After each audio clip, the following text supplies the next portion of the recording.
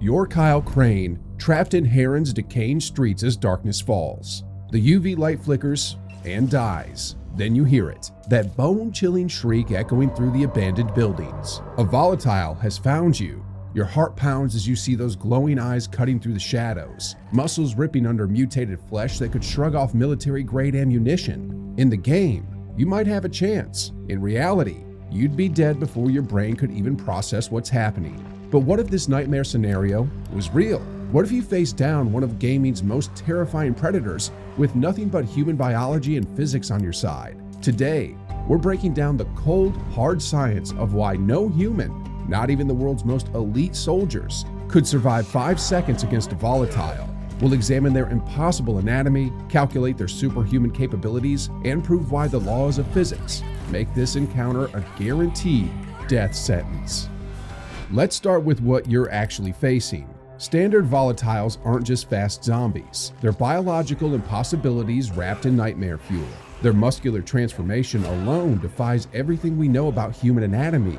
Where a normal human has roughly 650 muscles, volatiles appear to have developed entirely new muscle groups, particularly in their legs and arms. Their quadriceps would need to be roughly 3 times larger than a professional bodybuilder's just to generate the explosive power we see in the game.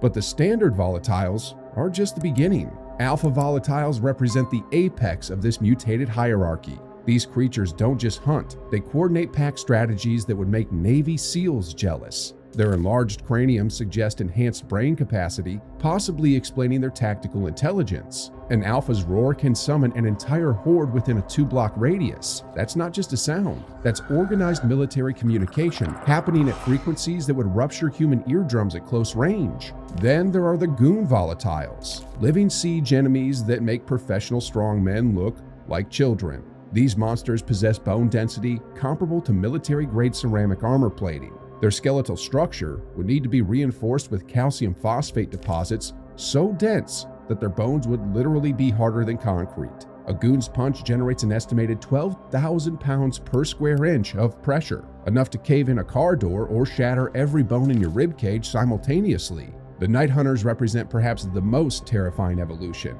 pure predatory intelligence combined with supernatural agility. These creatures demonstrate problem-solving abilities that suggest enhanced neural pathways, allowing them to set traps, ambush prey, and adapt hunting strategies in real time. A volatile's jaw strength measures approximately 3,200 pounds per square inch. That's stronger than a saltwater crocodile and nearly double that of a great white shark. Their claws, reinforced with keratin deposits thicker than rhino horns, can penetrate steel plating. We're talking about penetration force equivalent to armor-piercing rounds delivered by appendages that can strike faster than your nervous system can react. Their hide represents another nightmare scenario. The mutated skin appears to have developed subdermal armor plating, similar to what you'd find on an armadillo, but exponentially thicker. Standard human weapons, knives, baseball bats, even low-caliber firearms would bounce off like throwing pebbles at a tank. The kinetic energy required to penetrate their natural armor would demand military-grade explosive rounds, and even then, you'd need perfect shot placement on vital organs that may have relocated during their mutation process. Here's where the laws of physics become your executioner. Volatiles move at speeds that would make Olympic sprinters weep in despair. Based on their in-game movement patterns, these creatures can reach sustained speeds of approximately 45 miles per hour. That's faster than Usain Bolt's world record sprint, except volatiles maintain this pace indefinitely. The fastest human alive peaks at 28 miles per hour for maybe 100 meters. You'd be running a marathon while they're barely warming up. But speed is just the beginning of this impossibility. You're witnessing grip strength that would require approximately 2,000 pounds of force per hand. Elite rock climbers max out at around 200 pounds of grip strength. Their reaction times operate on completely different scales than human neurology allows. Elite Special Forces operatives, Navy SEALs, Delta Force, SAS, train for years to achieve reaction times around 180 milliseconds. Volatiles appear to react to threats in roughly 50 milliseconds, which approaches the theoretical limits of nerve conduction velocity. This means they're processing visual information, making tactical decisions, and executing physical responses 3 times faster than the most highly trained human combatants on Earth. The parkour capabilities we see in Dying Light represent perhaps the most physically impossible aspect of volatile biology. These creatures perform direction changes that would subject their bodies to G-forces exceeding what fighter pilots experience during combat maneuvers. A 90-degree direction change at 45 miles per hour generates approximately 8 Gs of lateral force. Human beings lose consciousness at sustained forces above 4 Gs. Volatiles execute these maneuvers while maintaining perfect coordination and spatial awareness. Their 3-dimensional movement through urban environments defies every principle of human locomotion. Where humans are limited to ground-based movement with occasional climbing, they leap between buildings with precision of guided missiles, calculating trajectory, wind resistance, and landing zones in microseconds. The leg strength required for a 30-foot vertical leap would demand quadricep muscles capable of generating over 15,000 pounds of explosive force. The metabolic requirements for sustaining these superhuman feats create another level of impossibility. Human muscles operate on glucose and oxygen delivered through our cardiovascular system. To maintain volatile level performance, their hearts would need to pump blood at rates that would literally explode human cardiac tissue.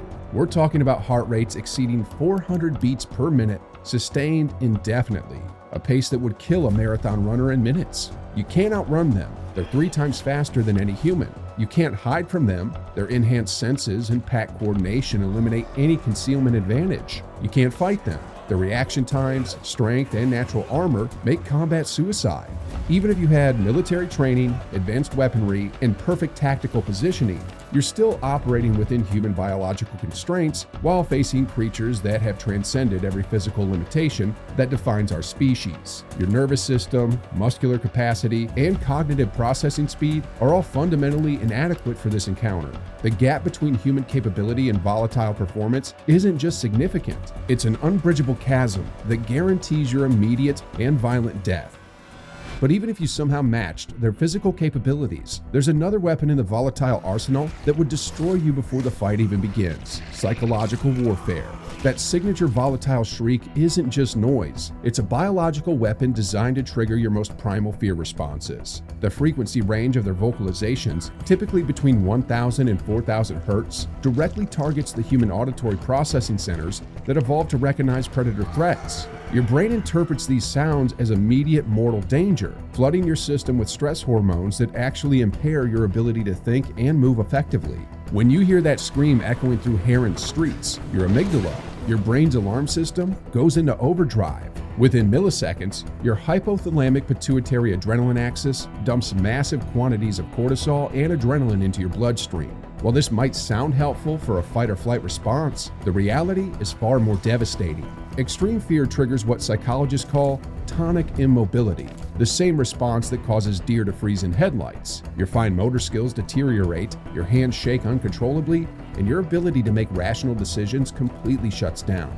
The terror factor becomes exponentially worse when you realize you're not facing a single predator. Volatiles demonstrate pack hunting behaviors that mirror the most efficient apex predators in nature. One volatile might drive you toward an ambush, while others position themselves to cut off escape routes. This isn't random aggression, it's calculated psychological manipulation designed to maximize your terror while ensuring your capture. Their pack mentality creates a feedback loop of fear that would break even experienced combat veterans. Military psychologists have documented how soldiers can maintain composure against single threats, but experience complete psychological breakdown when facing coordinated group attacks. Volatiles take this principle and weaponize it with their enhanced intelligence. They understand that fear is contagious. Volatiles appear to deliberately prolong encounters to maximize psychological damage. They could kill you instantly, but instead they often toy with prey, allowing brief moments of hope before crushing them. This behavior suggests they've evolved to understand that terror itself is a tool, that a panicked human makes more mistakes, runs in predictable patterns, and ultimately becomes easier prey. Most critically, the prefrontal cortex, the part of your brain responsible for executive decision-making, essentially goes offline. This neurological shutdown means that all your training, all your preparation, all your rational survival strategies become completely inaccessible. You're no longer operating as an intelligent human being capable of complex thought. You've been reduced to a terrified animal operating on pure instinct. and your instincts are hopelessly inadequate for facing creatures that have evolved specifically to exploit human psychological weaknesses. The volatiles don't just kill your body, they murder your mind first, ensuring that when death finally comes, it's almost mercy. Now let's examine why the Harran virus scenario violates fundamental laws of biology and physics. The metabolic requirements alone for volatile transformations would demand energy inputs that simply don't exist in nature. To support their enhanced muscle mass, bone density, and neurological capabilities, a single volatile would need to consume approximately 15,000 calories per day. That's 7 times what an elite athlete requires. The human digestive system couldn't process this volume of nutrients, and the cardiovascular demands would require a heart 3 times larger than what could physically fit in a human chest cavity. The genetic mutations required for these transformations represent another biological impossibility. DNA doesn't work like a video game upgrade system where you can simply add new capabilities. The chromosomal changes needed to develop enhanced muscle fiber density, reinforced skeletal structures, and expanded neural pathways would require simultaneous modifications to thousands of genes. In reality, such massive genetic restructuring would trigger cellular apoptosis, programmed cell death, long before any beneficial mutations could take hold. Consider the physics of their bone reinforcement, but bones aren't just structural supports. They're living tissue that produces blood cells, stores minerals, and constantly remodels itself. The metabolic processes required to maintain titanium density bones would generate so much heat that volatiles would literally cook themselves from the inside out. Their enhanced nervous systems present equally impossible biological requirements. The reaction times and processing speeds we observe would demand nerve conduction velocities exceeding the theoretical maximum for organic tissue. Human neurons transmit signals at roughly 120 meters per second using saltatory conduction. To achieve volatile level response times, their nervous systems would need superconducting properties that exist only in laboratory conditions at temperatures approaching absolute zero. The energy storage mechanisms required for their supernatural endurance violate basic thermodynamics. Human muscles store roughly 2,000 calories worth of glycogen, enough for about 2 hours of intense activity.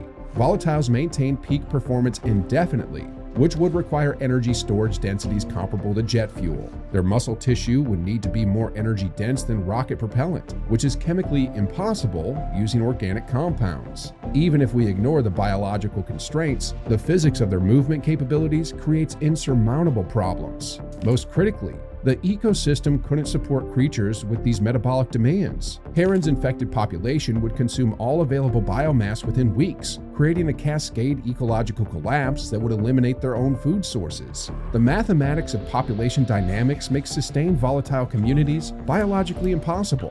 When we examine human combat effectiveness under maximum stress scenarios, even our most elite warriors become ineffective against threats that exceed human parameters by such extreme margins. Navy SEALs train for decades to achieve peak human performance, but they're still constrained by the same biological limitations that define our species. No amount of training can overcome the fundamental physics of human neurology, muscle fiber composition, and skeletal structure. Military technology might seem like an equalizer, but even advanced weaponry requires human operators who still must see, think, and react within biological constraints. The targeting systems, decision-making processes, and physical manipulation of weapons all depend on human capabilities that are orders of magnitude slower than volatile response times. You'd be trying to hit a target that moves faster than your nervous system can track, using reflexes that operate 3 times slower than theirs.